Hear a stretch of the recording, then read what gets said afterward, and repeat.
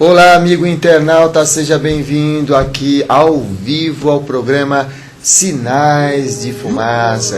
O programa Sinais de Fumaça que vem sempre trazendo conhecimentos, dicas, informações relacionadas com essa filosofia de vida, com essa maneira de enxergar a natureza, as coisas, as possibilidades. Essa que é uma arte que a gente pode estar no nosso dia a dia, no nosso cotidiano, está exercendo com maestria, está exercendo com simplicidade, está exercendo com coração, porque esse é um caminho do coração, né?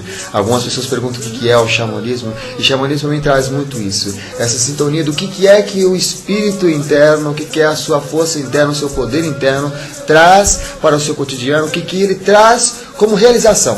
É como se nós, como seres humanos, viéssemos para realizar os nossos sonhos. E nós viemos para realizar nossos sonhos e contar as nossas histórias. E o xamanismo, ele abrange essas práticas onde existe a sintonia com os elementos, existe a sintonia com as forças da natureza, existe a sintonia com as energias e magias que envolve o nosso ser, tanto alma quanto a nosso aspecto energético. Em todos os sentidos, nós estamos sendo envolvidos por essa arte, por essa filosofia e por essa prática.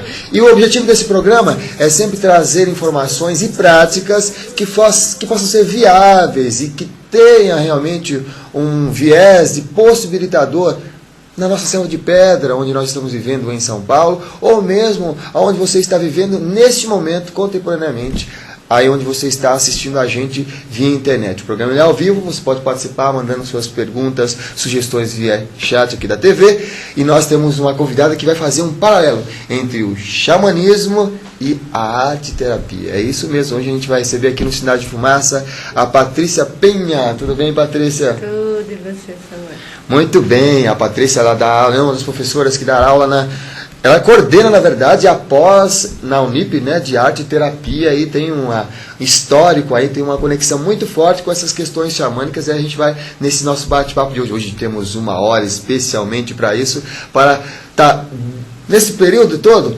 conversando com você, batendo um papo com você sobre essas experiências de arte, terapia e xamanismo. Antes ainda de passar para o nosso convidado, quero dizer que o programa ele tem o apoio da Imobiliária Nosso Teto, lá de Sumaré, e também da pousada Bosque dos Beija-Flores, lá em São Tomé das Letras. Então, a Imobiliária Nosso Teto, lá em Sumaré, interior de São Paulo, e também a pousada Bosque dos Beija-Flores. A gente vai falar um pouquinho mais deles daqui a pouco no próximo bloco. Mas vamos aqui a nossa amiga que está aqui com 1 hora à disposição aqui do programa Sinais de Fumaça para falar sobre essa arte. Como é que foi o seu caminho, como é que foi o seu contato com essa arte xamânica, que não deixa de ser uma arte de terapia? Bom, Samuel, em primeiro lugar, eu tomei contato com a ideia de que antigamente os povos indígenas, os povos ancestrais, eles dispunham de rituais de iniciação e passagem que promoviam e ajudavam a pessoa a atravessar os momentos de crise que acompanham os momentos de mudança e transformação na vida de uma pessoa. Sim. E pesquisando sobre criatividade no meu mestrado, eu percebi que por que a criatividade ela desencadeia, ela promove a saúde integral do ser humano, porque ela promove a transformação. E essa transformação muitas vezes só é deflagrada por algum evento na vida da pessoa que a leve a questionar o sentido da existência dela. E justamente ela caminha em direção a uma vida com mais sentido. E eu vi que a gente podia então fazer paralelos entre o processo criativo e o processo de transformação vivenciado nos antigos rituais de iniciação.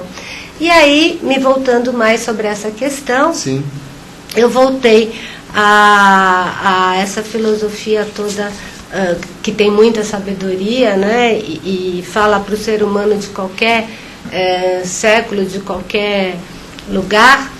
Eu me deparei de novo com conceitos da filosofia indígena quando eu fui buscar remédio para que é pintar, desenhar, modelar, por que isso promove uma saúde integral, por que isso promove o crescimento, o desenvolvimento psicológico.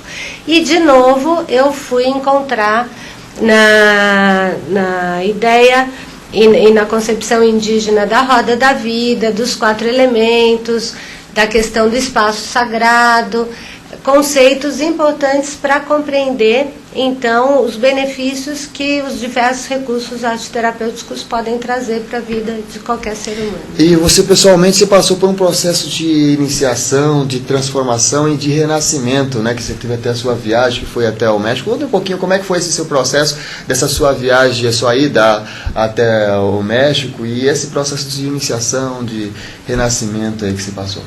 Então, o que acontece? No meu doutorado, então, quando eu fui pesquisar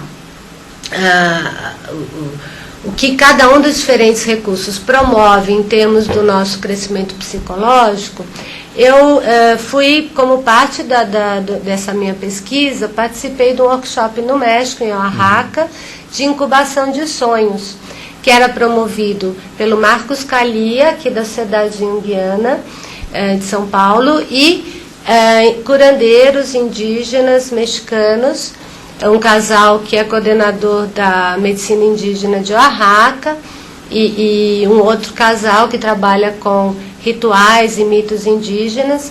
E então eu tive nesse workshop contato, foi no Dia dos Mortos, então a morte já faz parte desse processo de transformação, né? A gente passa por uma morte simbólica para poder olhar o mundo e olhar para si mesmo e se relacionar com as pessoas a partir de um novo ponto de vista, isso que os rituais de iniciação promovem e propõem. Então eu participei desse ritual que era feito no Dia dos Mortos, que tinha a intenção de promover essa ampliação do olhar sobre a nossa vida e integrando a morte como parte do processo de transformação que acompanha a nossa vida como um todo. É bem interessante esse processo até do renascimento no processo do Dia dos Mortos, né, que tem muito paralelo com as celebrações celtas, celebrações de outras culturas, também promovendo essa questão de você tirar suas máscaras e vir a essência, ou trazer o bicho para trazer a essência daquele bicho também, não é? Pois é, lá no México a morte é uma santa, é a Santa Morte, tem até uma imagem que eles colocam no altar, né? Então a morte é celebrada como possibilitadora de uma renovação na vida como um todo. Ela é concretizada quando a gente chega no final da vida física, mas ela é compreendida pelos povos ancestrais como presente nesses momentos de passagem, de transformação na nossa vida. Então a gente vivencia várias pequenas mortes ao longo da nossa vida. E todo dia a gente morre quando dorme, né? Então, e acorda renovado. Muito bem, a Patrícia trouxe para a gente várias ilustrações, várias imagens, fotografias. A gente vai mostrar algumas aqui no programa, aquelas que nós tivemos a possibilidade de tempo de transmitir, é claro. Vou pedir para o Alexandre então passar a primeira para a gente dar uma olhadinha. Olha lá, é um então, altar. Essa imagem é de um dos altares lá do México, né, que eles fazem em todas as casas, em todas as, até nos restaurantes, onde eles colocam frutas, flores, objetos que os entes queridos que já se foram gostavam, ou de comer, ou de beber, ou de apreciar. Se é uma criança pode ter brinquedos.